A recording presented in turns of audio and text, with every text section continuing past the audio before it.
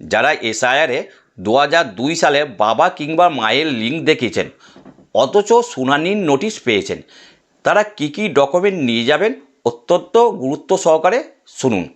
প্রথমেই নিয়ে যাবেন 2002 সালের ভোটার লিস্টের যে অংশটি আপনার বাবার কিংবা মায়ের নাম আছে সেটি, নিজের voter ID card, Aadhaar card, PAN card, birth certificate এবং শুনানি যে নোটিশ পেয়েছেন সেটি, এবং ইমিউনাইজেশন ফর্ম যেটা বিএলওরা আপনাকে দিয়েছিলেন সেটি, এবং আপনার পিতা কিংবা মাতার আধার কার্ড এবং ভোটার আইডি কার্ড, এই সবগুলো কাগজের অরিজিনাল নিয়ে যাবেন এবং জেরক্সও নিয়ে যাবেন।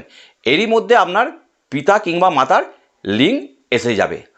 সুতরাং ভিডিওটি বেশি বেশি করে শেয়ার করুন যাতে আরও অনেক মানুষ জানতে পারেন এবং চ্যানেলটি সাবস্ক্রাইব করে রাখবেন।